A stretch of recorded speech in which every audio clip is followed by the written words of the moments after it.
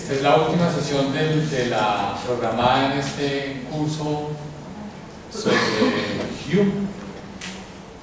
Estoy un poco de pato representando al profesor Ignacio Ávila, que fue el coordinador académico de este evento, de este curso.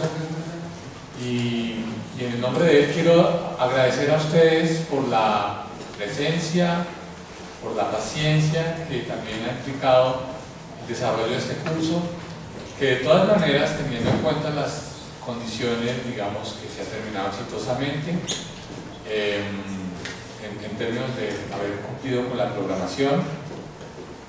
Entonces, nada, en nombre de Ignacio, del profesor Ignacio Ávila, quiero agradecerle a ustedes su presencia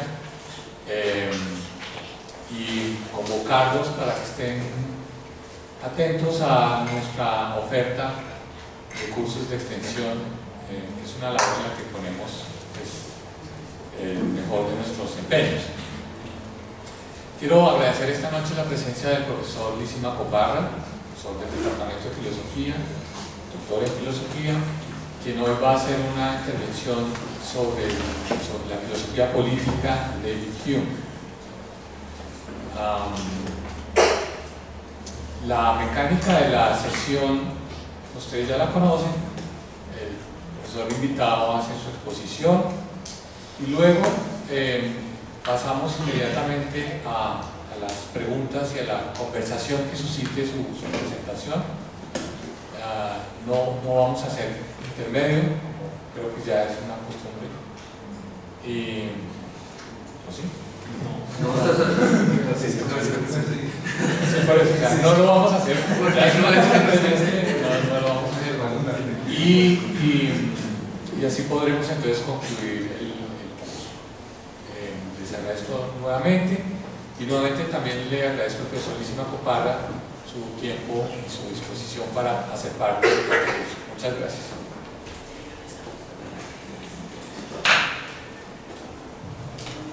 Bueno, entonces, ahí está.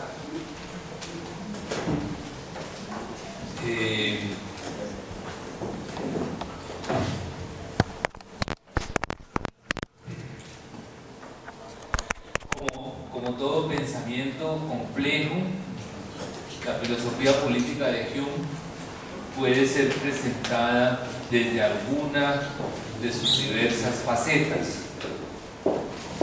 Yo voy a intentar hacerlo hoy aquí ante ustedes desde una perspectiva en la que voy a intentar combinar las nociones de oportunidad y prudencia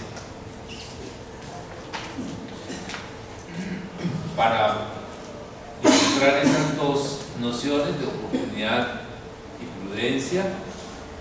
Permítanme ustedes hacer una lectura de un par de citas de dos libros que me parece son fundadores de nuestro mundo occidental.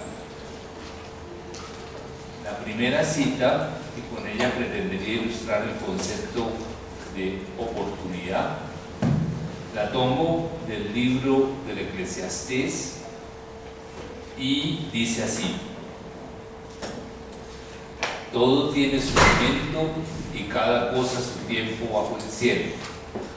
Su tiempo el nacer y su tiempo el morir, su tiempo el plantar y su tiempo el arrancar lo plantado, su tiempo el matar y su tiempo el sanar, su tiempo el destruir y su tiempo el edificar, su tiempo el llorar y su tiempo el reír, su tiempo el lamentarse y su tiempo el danzar, su tiempo lanzar piedras y su tiempo el recogerlas, su tiempo el abrazarse y su tiempo el separarse, su tiempo el buscar y su tiempo el perder, su tiempo el guardar y su tiempo el arrojar, su tiempo rasgar y su tiempo coser, su tiempo callar y su tiempo hablar, su tiempo amar y su tiempo odiar, su tiempo la guerra y su tiempo la paz.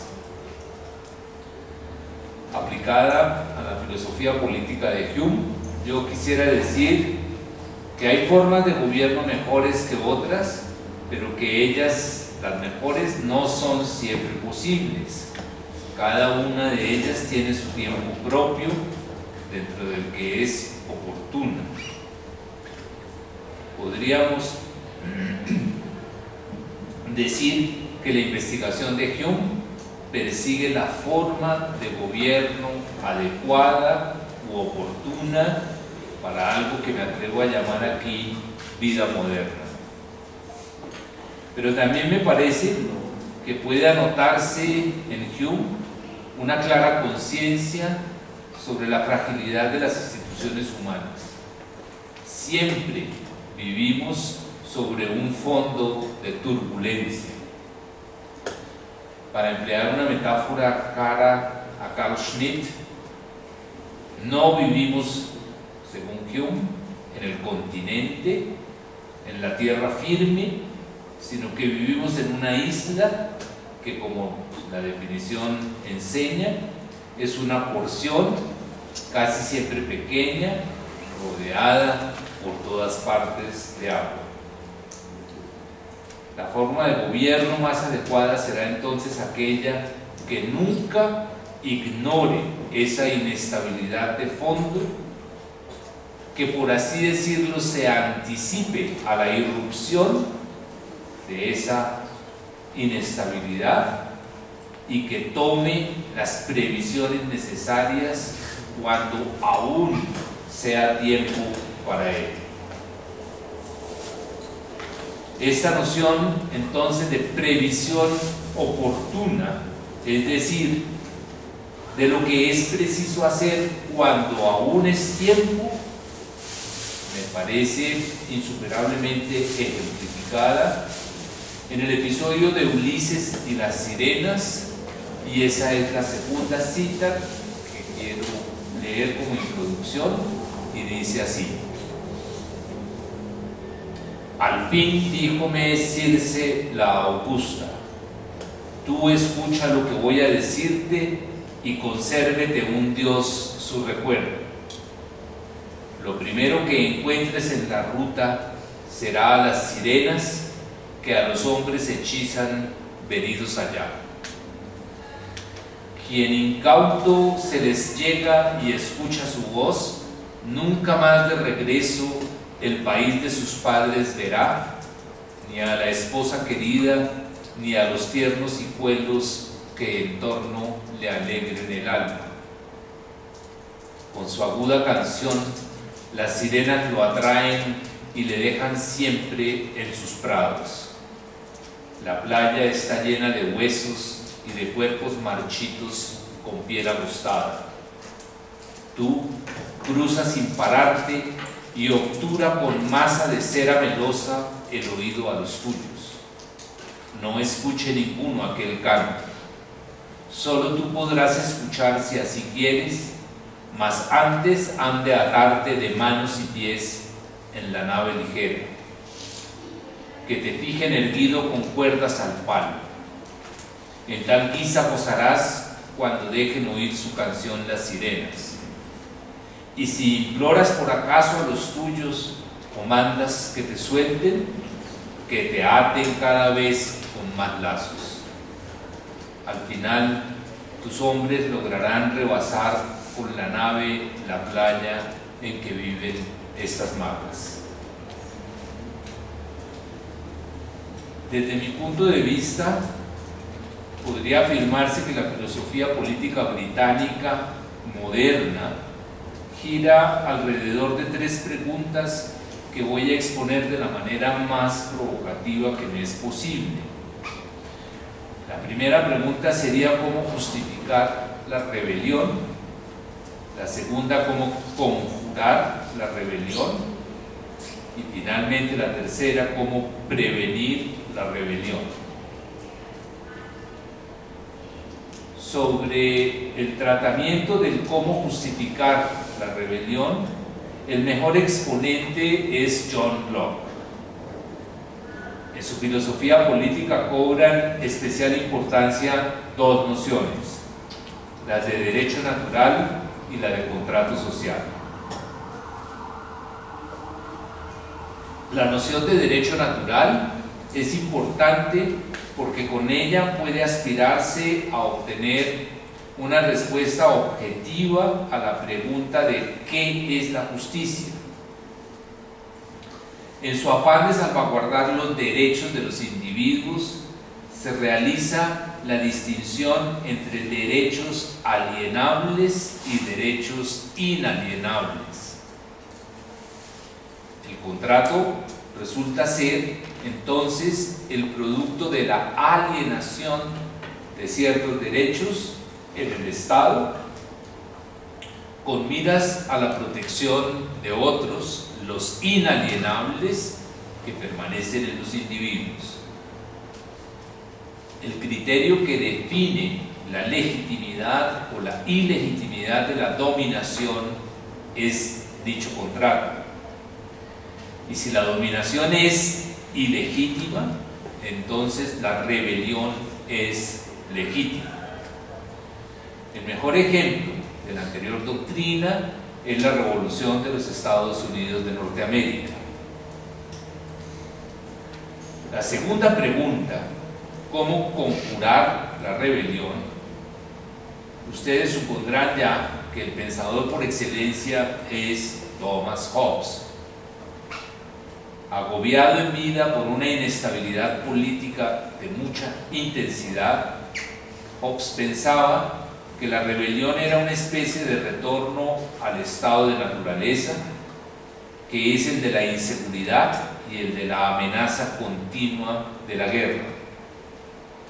La salida de ese estado de zozobra implica la reconstrucción de un poder absoluto, reconstrucción que puede ser voluntaria y que consiste entonces en un pacto social que consagra la enajenación total del derecho natural que todos tienen a todo.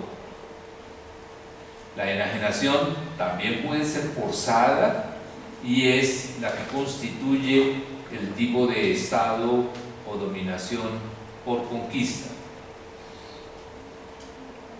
Me parece que en este contexto no es plausible hablar de límites jurídicos que pudieran establecerse para la dominación y que en consecuencia justificaran la rebelión. Los límites de la dominación en Hobbes no son nunca de jure, sino de facto. La tercera pregunta, que será el núcleo central de esta exposición, es cómo prevenir la rebelión. Y creo que su teórico es David Hume. Indudablemente que Hume es consciente de la realidad inevitable de la guerra y de la rebelión. Las ha habido y sin lugar a dudas las seguirá habiendo. Él no abriga la ilusión de encontrar un lugar bien adentro en el continente a salvo de la tormenta. Ahora bien, siempre y cuando exista la prudencia, la guerra y la rebelión pueden ser evitadas. Con ese interés en mente, resulta obvio que el aparato intelectual al que recurre Hume tiene que ser distinto al que se recurre para justificar la rebelión. El primer punto de mi exposición sobre Hobbes, que tiene 3 y en cada uno de ellos habrá un ensayo central. Insisto, no estoy agotando la posibilidad de la multiplicidad de perspectivas. El primer ensayo del que voy a hablar entonces será uno titulado Del contrato original. Y digo, si se tiene en cuenta que su interés no es justificar la rebelión, sino prevenirla, entonces la tesis central será en este ensayo la de la inadecuación de ese discurso sobre el contrato original para la legitimación de la dominación. Creo que se puede afirmar que la quinta esencia de la noción de contrato original consiste en afirmar que la dominación es legítima cuando cuenta con el consentimiento popular. Me parece que los argumentos críticos de Hume frente al contrato como forma de legitimación de la dominación obedecen a su interés específico y pueden dividirse en dos grupos. Por un lado estará algo que llamo el carácter francamente excepcional, cuando no la simple y llana inexistencia de contrato. Y por el otro lado, finalmente, la disfuncionalidad del discurso del contrato para efectos de legitimar la dominación. Veamos el primer punto, que sería el carácter excepcional, si es que no la simple inexistencia del contrato. Según Hume, en la mayoría de las veces el contrato simplemente no ha existido, y antes, por el contrario, el origen de casi todos los gobiernos habidos es más bien de usurpación y de conquista. Históricamente hablando, la asociación voluntaria ha sido excepcional, mientras que la norma real ha sido la de la fuerza y la violencia. Y donde no ha habido violencia, la elección del gobernante ha sido producto de la manipulación. No ha existido, pues. Pero por otra parte, además, el acatamiento, la obediencia o la sumisión llegan a ser tan familiares a los hombres que nada de eso se da por referencia al contrato ni necesita de esa referencia. La gente nace dentro de determinadas estructuras sociales y políticas y asume el deber de la obediencia civil sin que para ello, ni consciente ni inconscientemente, requiera de una referencia al contrato.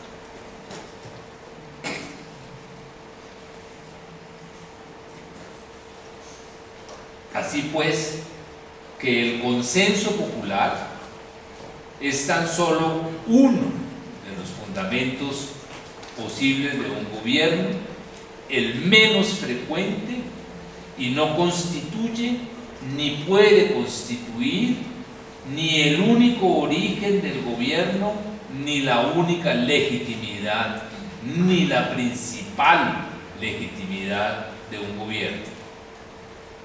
Es más, incluso si se pudiera demostrar que un Estado debe su existencia a un contrato original, también en ese caso muy pronto se podría demostrar que la autoridad que necesita ese Estado tiene que derivarse de una fuente distinta a la del contrato original. En efecto, cito a Hume, una autoridad política efectiva creará incesantemente nuevos hechos y condiciones cuya vinculatividad es inderivable del contrato original. La noción de contrato original se muestra entonces sumamente problemática. Alude a un hecho casi siempre inexistente, así como inexistente es casi siempre el recurso a su presunta fuerza vinculante. En consecuencia, es un recurso innecesario.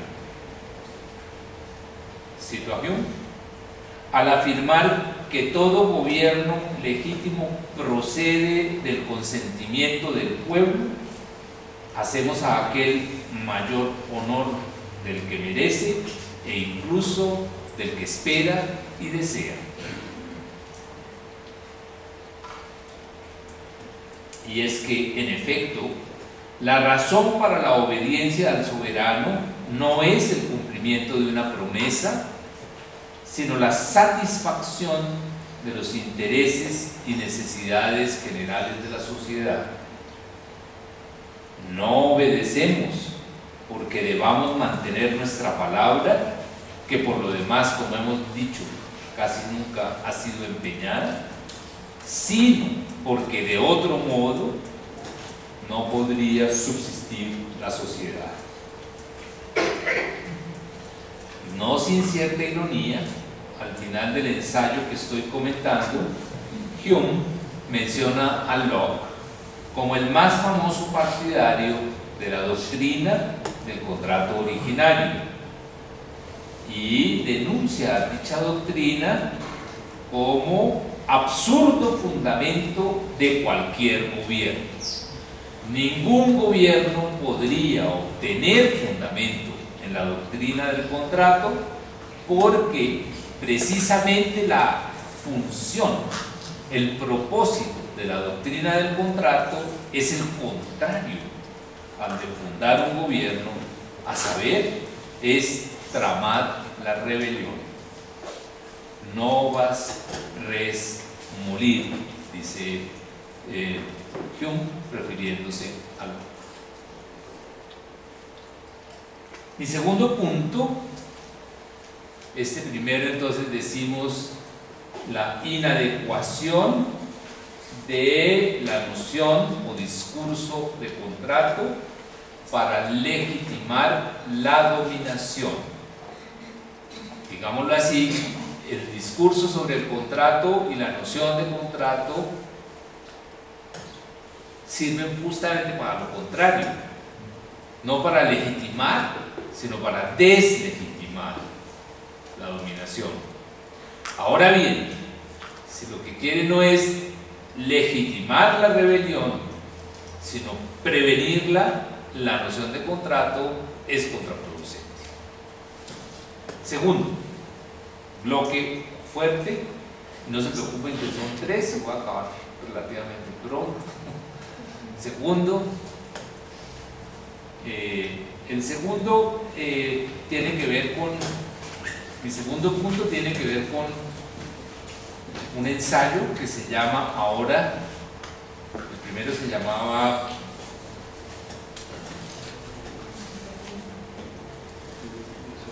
sobre el contrato original. El segundo ensayo que quiero aquí poner delante de ustedes, digo, no exhaustivamente, pero cojo unos trazos centrales. Mi segundo ensayo se llama que la política puede ser reducida a ciencia.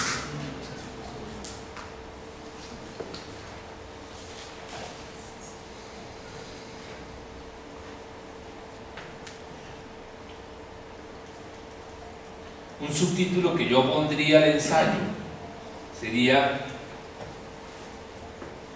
algo así como este: de la inestabilidad de los temperamentos individuales a la estabilidad de las instituciones. Y este, me parece, es el principio fundamental, rector de digámoslo así, una dominación que quiera prevenir la rebelión. Nótese que estoy hablando también un poco provocativamente, podría decir de una forma de gobierno, no, pero digo no, de una dominación. En el fondo, pues todo gobierno es una dominación, entonces lo pongo ya, es claro, dominación. Bueno, anteriormente he mencionado que Hume estima que Normalmente el origen de los gobiernos es turbio, por decirlo menos. Esto no impide las posibilidades de un relativo perfeccionamiento de estos gobiernos. Y para Hume, perfección equivale a lo que se llama, lo que normalmente se denomina libertad. Sin embargo, el concepto es un concepto bastante complejo, y antes de hacernos ilusiones románticas sobre el significado del concepto de libertad, quisiera precisar ese concepto de libertad en nuestro contexto político. Hay otro ensayo que menciono brevemente, que no es que la política puede ser reducida a ciencia, sino otro que se llama Origen del Gobierno.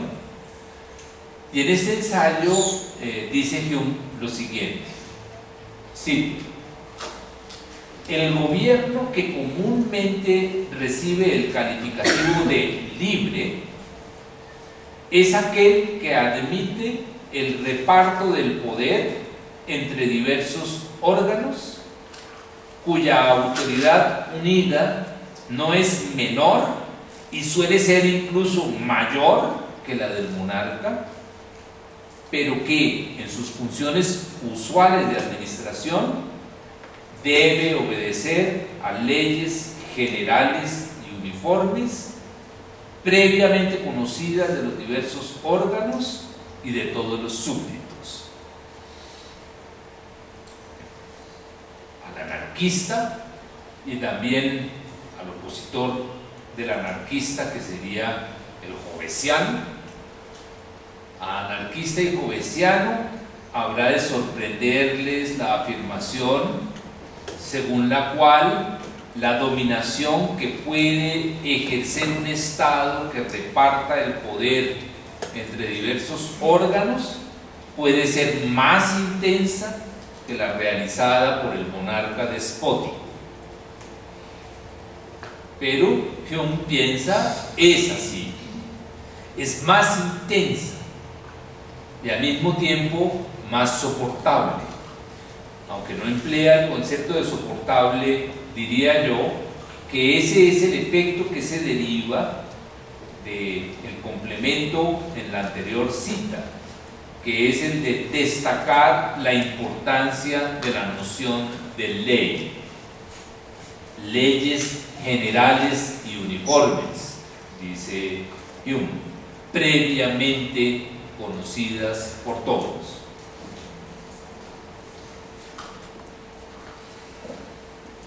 Podríamos definir entonces, o describir más bien, el proceso de perfeccionamiento de la dominación, o eso que llama Hume, digámoslo así, el proceso de acercamiento hacia el gobierno que se llama libre. Podríamos definir ese proceso como el que va desde formas de gobierno que dependen en mucho, comillas, del humor y temperamento de los hombres, cierro comillas, hasta esas otras formas de gobierno en las que, comillas, tan grande es la fuerza de las leyes y de las instituciones de gobierno que a veces se pueden deducir de ellas consecuencias casi tan generales y ciertas como las de las ciencias matemáticas, cierro comillas. Recuerden que el título es que la política puede ser considerada como ciencia. Entonces decimos, en la medida en que la política esté regida por leyes y por instituciones, y en la medida en que el papel del humor y del temperamento de los individuos sea menor en la política, en esa medida, ¿no es cierto?, podemos confiar en deducir consecuencias casi como si se tratase la política de una ciencia matemática. otros términos esto es seguridad y confianza.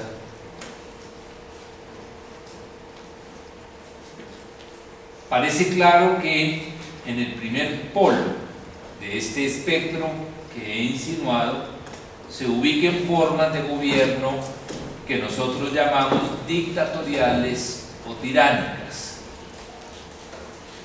Pero lo que me parece significativo es que Hume pretenda encontrar un nexo y por lo mismo introduzca en este primer polo otro tipo de gobierno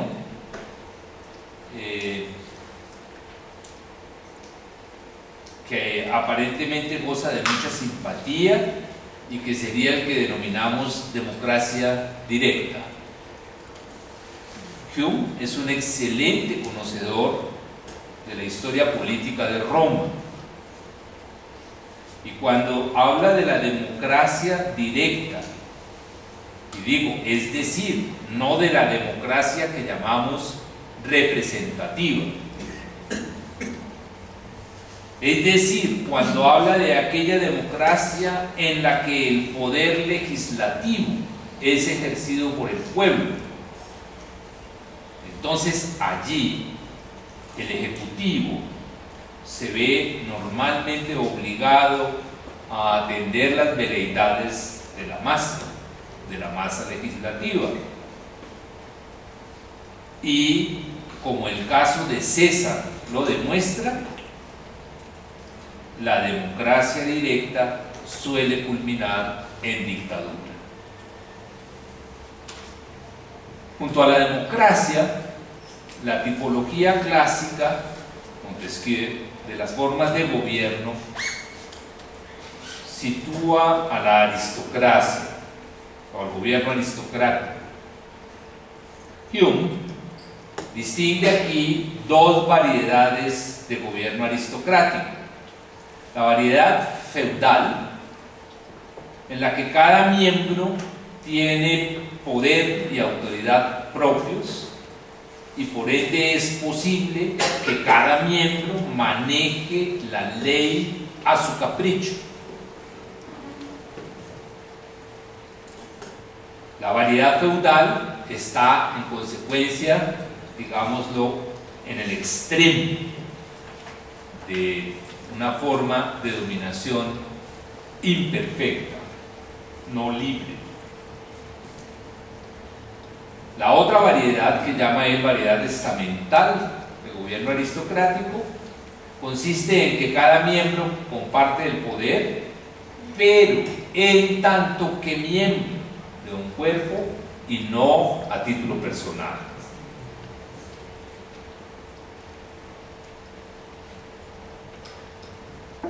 Esta última forma de gobierno aristocrático estamental se acerca entonces más hacia lo que podríamos llamar tipo de dominación perfecta, perfeccional. En el ensayo que estoy comentando, Hume tiene algunas observaciones acerca de la monarquía absoluta electiva, y dice que el lleno de un cargo tan poderoso será la causa de una muy peligrosa inestabilidad, porque la provisión del trono pondrá casi siempre al país al borde de una guerra civil. Ahora bien, en este ensayo que comento, más que establecer una forma de gobierno concreta, adecuada, creo que el objetivo es, recuerdo, la posibilidad de la consideración de la política como ciencia, y en esto lo importante es establecer el principio que nos permitiría considerar a la política como ciencia. Creo que ese principio puede reunirse o resumirse en las palabras de Hume siguientes: unas leyes sabias son el legado más valioso para las generaciones futuras. en el más insignificante tribunal u oficina, las formas y métodos establecidos para tramitar los asuntos suponen un freno considerable a la natural depravación humana. El valor de la institución, o sea, el insignificante tribunal, la insignificante oficina y las formas y métodos establecidos. Digo, el valor de la institución radica entonces en minimizar el impacto de los efectos de la persona individual. De esta manera, el funcionamiento armónico social no depende de la virtud individual, pero tampoco del vicio individual. De hecho, hay una afirmación, y no la encontré, o sea, se las doy de memoria. Hay una afirmación de Hume, no la encontré porque es que ya cuando uno está a cortas de hacer la presentación se pone nervioso, pero la afirmación es muy bella porque la afirmación dice: el hombre que en su vida privada es virtuoso, cuando pasa a la vida pública se convierte en un gran bellaco. En consecuencia, no podemos dejar la vida pública al arbitrio de la virtud o el vicio individual, privado, y en consecuencia esta es la importancia de la institución y la ley. Mi último punto: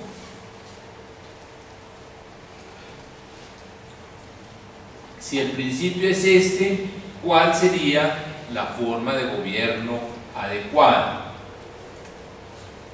Y aquí voy a tomar algunas ideas de un tercer diálogo que se llama Idea de una República Perfecta. Bueno, República, es difícil la traducción, Commonwealth, bueno, pero yo creo que puede decirse República. Aquí también les digo, el ensayo tiene su complejidad, tiene mucho perendengue y mucha voltereta. Yo voy a tomar 3 ideas. Pero antes de exponerles esas 3 ideas, permítanme una observación que recuerde el contexto de esta argumentación para que podamos enmarcar ahí el significado de la República Perfecta, de la idea de una República Perfecta. He dicho que Hume no está interesado en desarrollar una argumentación que sirva para legitimar la rebelión. Me anticipo y digo que por supuesto que esto no significa que Hume acate cualquier forma de gobierno per se. Me parece que desde la perspectiva humeana puede afirmarse ciertamente que un gobierno es legítimo, no cuando cumple con un supuesto contrato, sino cuando garantiza efectivamente condiciones sociales de seguridad para que los individuos puedan realizar lo mejor posible sus propios intereses. Ahora bien, recuerdo que no es el problema de la legitimidad el que le interesa a Hume, sino el problema de la estabilidad de la dominación como opuesta a la situación inestable de la guerra. Por eso he afirmado que su interés es cómo prevenir la rebelión, y con ello se alude al tipo de dominación deseable o más perfecta posible. Y si hablamos del tipo de dominación deseable o más perfecta posible, entramos o se nos viene a la mente de manera inmediata algo así como el carácter utópico que podrían tener esas cavilaciones. Y nada más extraño que hablar de utopía en un pensador que siempre tuvo también puestos los pies sobre la tierra como Hume. Él mismo es consciente de la posibilidad de que se le interprete con estos desvíos y se piense que habla como un Platón o principalmente como un Thomas More. Yo creo que Hume está muy autorizado para hablar de utopía, siempre y cuando no entendamos por tal término, ni entendamos por el término, el adjetivo perfecto, comunidad perfecta, una situación más o menos escatológica o de realización del reino de los cielos. Si este fuese el sentido en que entendemos el concepto de utopía, naturalmente no es el sentido que fuese adecuado para las reflexiones de Hume. Pero si entendemos por utopía el que está planteando una forma de Estado que para entonces era inexistente,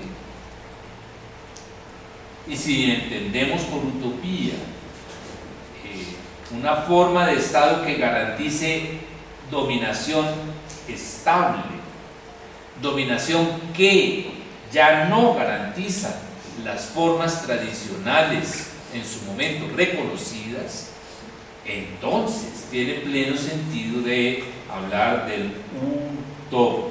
Todavía no tiene lugar.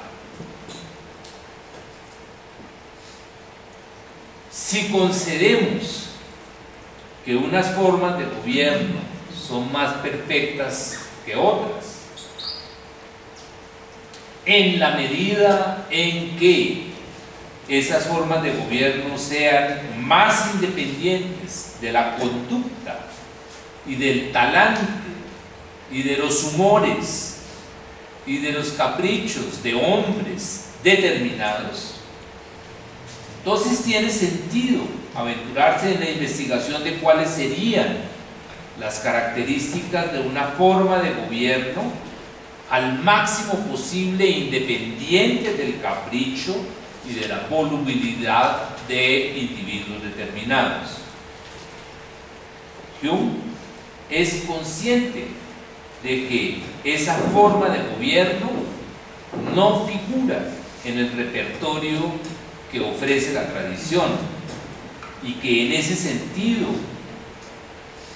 su idea es utópica, aunque, dice, comillas, quién sabe si no habrá en tiempos futuros oportunidad de llevar la teoría a la práctica, ya sea por la disolución de un antiguo gobierno o por el acuerdo de construir otro nuevo en alguna lejana parte del mundo. Hay una controversia muy interesante acerca de si uno de los padres fundadores de los Estados Unidos de América, concretamente James Madison, no habría recogido explícitamente el reto que está planteado en la pregunta que acabo de leer. Pero no puedo entrar en este momento en esa discusión y simplemente enumero casi que escuetamente los 3 puntos que dije iba a extraer de este ensayo. 1. Desde Montesquieu era un dogma que extensos territorios en los que se dan diversísimos intereses solo podían ser gobernados por una república. La forma por una monarquía. César en la antigüedad. La forma republicana antes de César y antes de que Roma sea imperio, la forma republicana solo sería aplicable a pequeños territorios o a ciudades.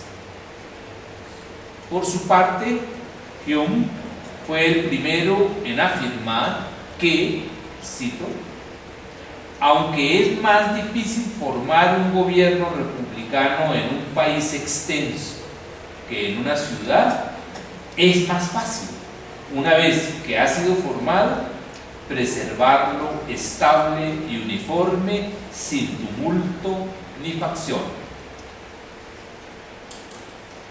Hume reconoce que para territorios externos la forma monárquica es la más expedita, pero el riesgo de la explotación tiránica será más inminente y en consecuencia la estabilidad de la dominación estará más amenazada.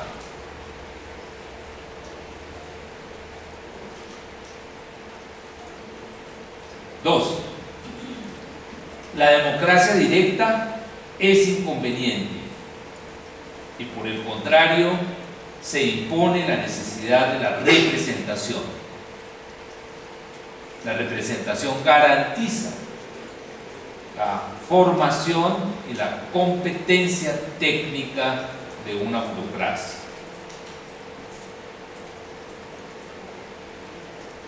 3.